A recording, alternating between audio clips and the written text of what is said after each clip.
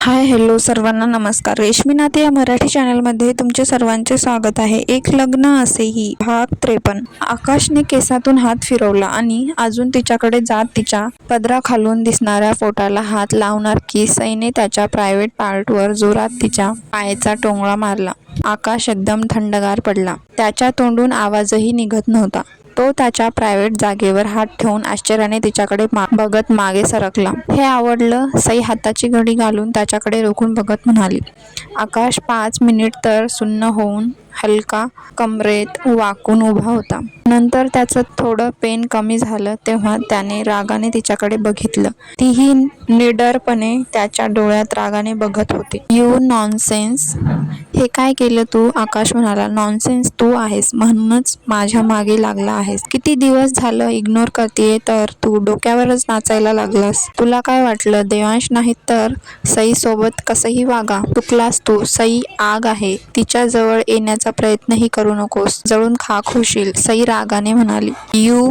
असं म्हणत आकाशने सईवर हात उचलला आणि तिने त्याचा हात तसाच हवेत रोखला आणि दुसऱ्या हाताने कडकन कानाखाली वाजवली. त्याचा आवाज पूर्ण किचनमध्ये गुंजला. आकाशला कांटाळ्या बसत किर्र असा आवाज येत होता. तिने त्याचा पकडलेला हात झटकला आणि त्याला बोट दाखवून म्हणाली. खबरदार जर आता मला हात लावायचा प्रयत्न केलास तर हात तोडून हातात देईन. सई रागाने म्हणाली आणि तिच्या रूममध्ये निघून गेली. आकाश एक हात गालावर चोळत आणि दुसरा हात प्रायव्हेट पार्टवर ठेवून कुणी बघितलं तर नाही या भीतीने सगळीकडे बघत त्याच्या रूममध्ये निघून गेला. पण हा सगळा प्रकार यशोदा मावशीने बघितला होता. सईला आकाशचा खूप राग येत होता. रूममध्ये आल्यावर तिने बेडवर अंग टाकून दिलं आणि इतका वेळ आवरून ठेवलेले अश्रू बाहेर निघाले. तिला त्याची खूप किळस येत होती. त्याचा झालेला स्पर्श तिला आठवून अजूनच रडू येत होतं. तिने बाथरूममध्ये जाऊन शॉवर सुरू केला आणि 10 मिनिटे शॉवर खाली उभी राहिली. त्या पाण्यासोबत तिचे अश्रू वाहत होते. मग थोड्या वेळाने तिने स्वतःला सावरलं आणि कपडे बदलून बाहेर आली. सुनबाई यशोदा मावशी तिच्या रूममध्ये आली. हा मावशी आलात मंदिरात जाऊन. सई स्वतःला नॉर्मल दाखवत म्हणाली. हो. हे घ्या प्रसाद. यशोदा मावशी. सईने प्रसाद घेतला आणि नमस्कार करून खाऊन टाकला. ती शांत होती. मग मावशीच म्हणाली. आज जे झालं ते पुन्हा होऊ नये यासाठी तुम्हाला खंबीर राहून सगळ्यांना काय झालं ते सांगावं लागेल. यशोदा मावशी. सईने चमकून त्यांच्याकडे बघितलं. मी सगळं बघितलं आहे. आकाश त्याच्या बापाच्या पावलावर पाऊल टाकत आहे. ताराचा नवरा सुद्धा असाच हरामखोर आहे. जाद्यांनी कमावलेलं सगळं जुगार आणि बाहेरच्या बायावर घालवलं आहे. कंटाळून तारा 3 वर्षाच्या आकाशला घेऊन माहेरी आली. ते काही परत गेलीच नाही. मोठ्या साहेबांनी त्यांना सपोर्ट केला आणि त्यांना घटस्फोट मिळवून दिला. पण आकाशची जिम्मेदारी तिच्या नवऱ्याने घेतली. तारा आपल्या मुलाला भेटण्यासाठी त्याला पैसे देत होती. काय करणार? आई होती. आपल्या मुलाला बघितल्याशिवाय कशी राहिली असती? मग आकाश मोठा होता आणि तो त्याच्या मर्जीने इथे थांबायला लागला. त्याच्या वडिलांचं मग काही एक चाललं नाही. पण म्हणतात ना रक्त गुण दाखवतोच. तेच आकाशच्या वागण्यातून दिसत आहे. पण तुम्ही घाबरू नका.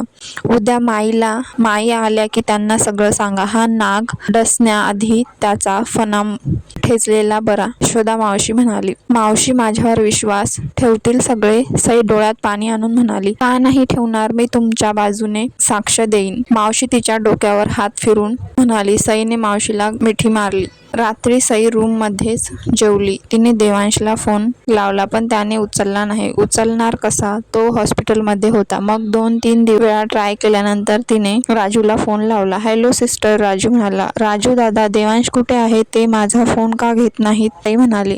बॉस एका मीटिंगमध्ये आहे सिस्टर. मी त्यांना निरोप देतो. हा. राजू म्हणाला. यावेळी कोणती मीटिंग? सई म्हणाली. ते आहे एक. बाहेरचे क्लायंट आहेत ना. कधीही मीटिंग असते. राजू म्हणाला. अच्छा.